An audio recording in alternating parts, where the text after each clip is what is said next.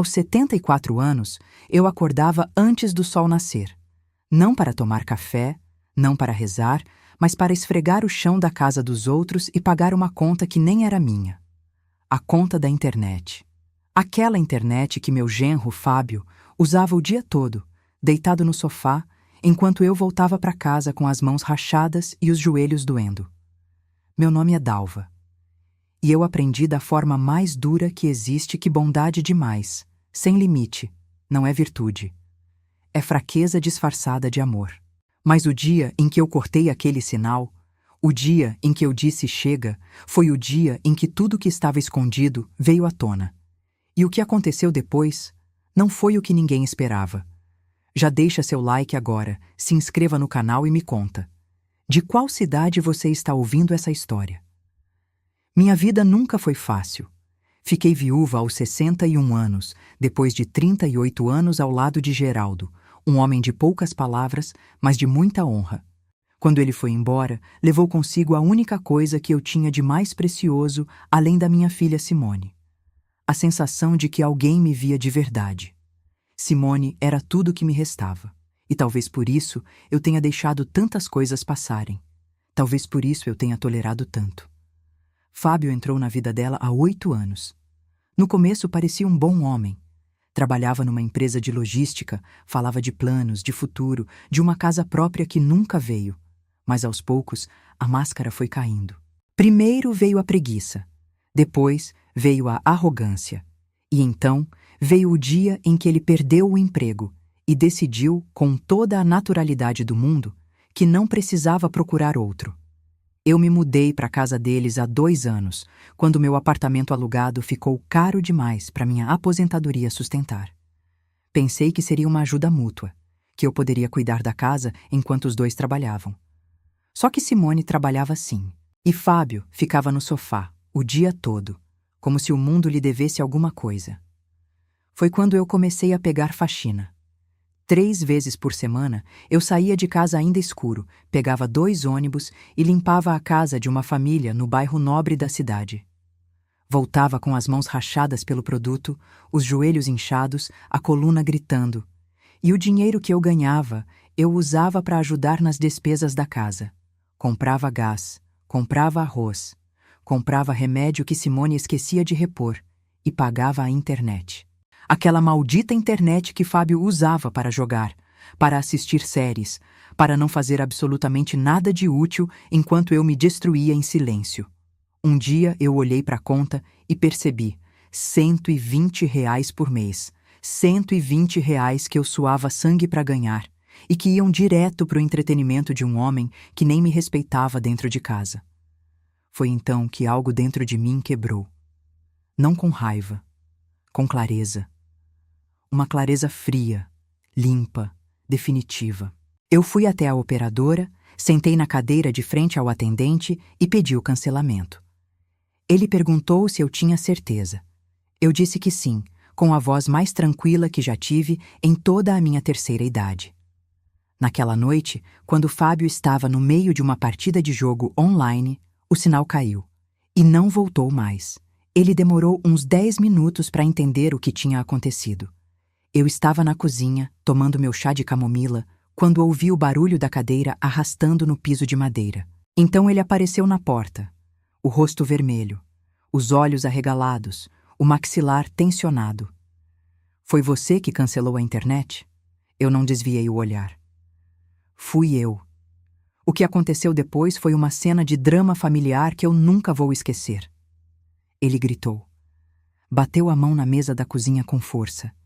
Disse que eu era uma velha intrometida, que não tinha direito nenhum sobre nada dentro daquela casa, que se eu não gostasse das regras, eu podia arrumar as malas e ir embora de onde vim. E pela primeira vez em 2 anos, eu não chorei. Eu não pedi desculpa. Eu segurei a xícara com as 2 mãos e olhei para ele devagar, palavra por palavra. Eu não vou a lugar nenhum, Fábio. Essa casa tem o nome da minha filha no contrato. E enquanto ela quiser que eu fique, eu fico. Ele ficou mudo por 1 segundo. Só 1 segundo. Depois foi buscar Simone no quarto. E foi aí que meu coração partiu pela metade. Simone saiu com o cabelo bagunçado e os olhos sonolentos. Ouviu a versão dele. E então me olhou com uma expressão que eu nunca tinha visto no rosto da minha filha. Uma expressão que me dizia que ela estava com vergonha de mim, da minha coragem. Mãe, você não podia ter feito isso sem avisar a gente. Fábio depende da internet para várias coisas. Eu quis perguntar, quais coisas, Simone? Jogos, mas eu segurei a língua. Ela então me pediu com voz baixa, como quem trata de criança que fez travessura, que eu ficasse no quartinho da área por alguns dias, até as coisas esfriarem. Eu peguei meu travesseiro, meu terço e meu creme de mãos, e fui. Naquela noite, deitada num colchão fino com cheiro de área molhada, eu pensei em Geraldo. Pensei no que ele diria se me visse ali, e então decidi que eu não estava derrotada. Estava acordando. Na manhã seguinte, Dona Conceição me chamou pela janela que dava para o quintal dela. Ela me conhecia há 30 anos. Tinha visto minha filha crescer, meu marido adoecer e eu envelhecer com dignidade. Era daquelas pessoas raras que a vida real presenteia pra gente às vezes, sem interesse, sem julgamento, só presença verdadeira. Eu contei tudo. E ela me ouviu até o fim sem interromper nenhuma vez. Quando eu terminei, ela ficou séria. Passou a mão no joelho e disse com voz baixa: Dalva, eu precisava te contar uma coisa. Só não sabia como nem quando. Ela tinha visto Fábio, mais de uma vez, saindo com o carro numa pressa que não era de quem vai ao mercado. Sempre acompanhado de uma mulher jovem. Sempre nos horários em que Simone estava no trabalho. Aquilo caiu em cima de mim como balde de água gelada em dia de inverno. Eu liguei para o meu sobrinho Marcelo. 32 anos, trabalhava com tecnologia, o tipo de rapaz discreto que resolve as coisas sem alarde e sem perguntar demais. Contei só o necessário. Ele não questionou. Apenas disse que ia ver o que conseguia. 2 dias depois, ele me ligou de volta. A voz era calma, mas o que ele disse não era. Fábio tinha um perfil ativo em aplicativo de relacionamento. Com foto, com conversas, com um nome falso, mas com o mesmo rosto de quem sentava no sofá da minha filha todo santo dia. Eu segurei aquela informação por dias inteiros, porque eu sabia que se chegasse de forma errada, Simone ia destruir tudo antes de acreditar. Ia dizer que era invenção, ciúme de sogra, que eu nunca gostei dele desde o começo. E então o acaso fez o que eu não conseguia fazer sozinha. Eu lavei a jaqueta de Fábio numa manhã, porque estava fedendo e Simone tinha pedido. Tirei do bolso, dobradas com cuidado, mensagens impressas, nomes, endereços, um encontro marcado. Uma coisa que claramente ele não queria que olhos nenhuns vissem jamais. Eu guardei tudo numa pasta de plástico azul, dentro da minha bolsa de couro gasto.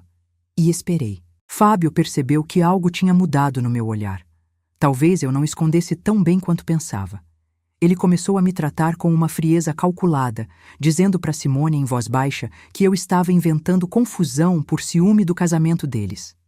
E Simone, dividida entre o marido e a mãe, começou a se afastar de mim. Ficamos dias sem trocar uma palavra sequer.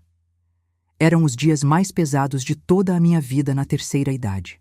Uma injustiça silenciosa que ninguém via, mas que eu sentia em cada osso do meu corpo velho e cansado. Mas numa tarde em que o sol entrou torto pela janela da área e Fábio saiu com o carro sem dizer para onde ia, eu levantei do meu colchão fino, endireitei as costas e bati na porta do quarto de Simone. Ela abriu com os olhos vermelhos.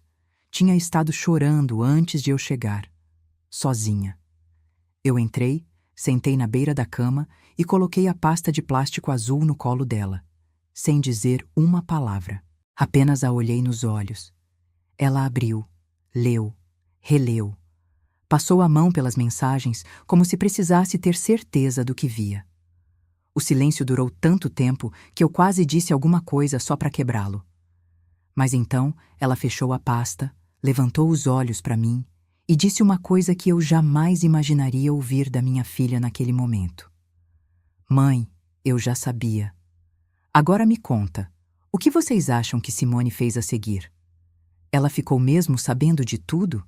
Ou finalmente tomou a decisão mais difícil da vida dela? Me conta nos comentários. Sua opinião é muito importante aqui no canal. Eu fiquei sem ar. Você sabia? Eu suspeitava. Tinha coisas que não fechavam, saídas que não tinham explicação, mensagens apagadas rápido demais. Mas eu fiquei com medo, mãe. Medo de estar sozinha. Medo de começar tudo de novo com 42 anos. Medo de admitir que errei. E então ela chorou. Chorou de um jeito que eu não via desde quando o pai dela morreu.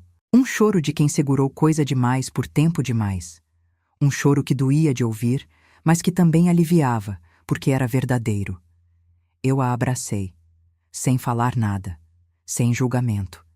E ficamos ali, mãe e filha, do jeito que deveria ter sido durante todo esse tempo perdido.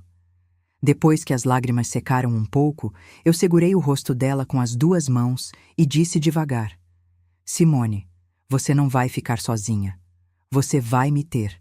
E você vai se levantar. Porque você é filha de mulher que fazia faxina com 74 anos para não depender de ninguém. E essa força também é sua. Ela riu no meio do choro. Um riso molhado e bonito.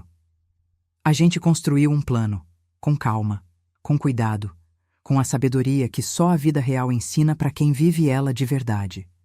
Eu orientei cada passo com a paciência que a terceira idade me deu de presente. Simone ligou para uma advogada que ela conhecia do trabalho. E quando Fábio voltou para casa naquela noite, cheirando a perfume que não era o de Simone, encontrou algo que ele claramente não esperava. 2 mulheres sentadas à mesa, com o olhar firme e uma pasta de documentos aberta na frente delas. O jogo tinha virado. Obrigada por estar aqui comigo até esse momento da história. Isso significa muito. E eu preciso te dizer uma coisa. O melhor ainda está por vir. Fábio tentou negar. Tentou gritar. Tentou me culpar, como sempre fazia. Mas não havia mais chão para ele se sustentar. Simone estava de pé, com a voz firme e os olhos secos, e disse as palavras que demoraram 8 anos para sair da garganta dela. Acabou, Fábio. Ele saiu com uma mochila, o orgulho destruído e a mentira escancarada. Sem internet que eu pagava. Sem sofá que eu limpava. Sem mulher que baixava os olhos quando ele levantava a voz. O karma não chegou com barulho. Chegou em silêncio, como sempre chega nas histórias da vida real. Sem aviso, sem cerimônia. Apenas com a precisão de quem sabe a hora certa de agir. Nos meses seguintes, Simone reconstruiu a vida tijolo por tijolo. Voltou a sorrir com os olhos, não só com a boca. Começou a chegar do trabalho e me chamar pelo nome com carinho, como quando era menina. Voltamos a tomar café juntas de manhã, sem pressa, sem peso no ar.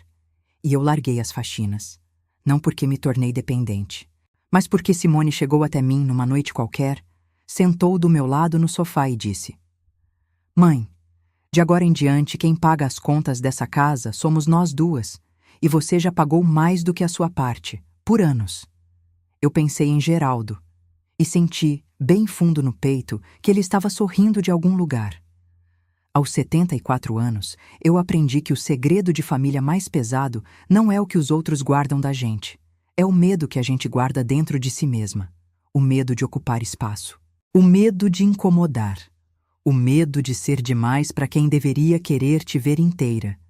Mas quando você finalmente corta o sinal, seja da internet ou de tudo que está te sufocando em silêncio, é exatamente aí que a verdade respira.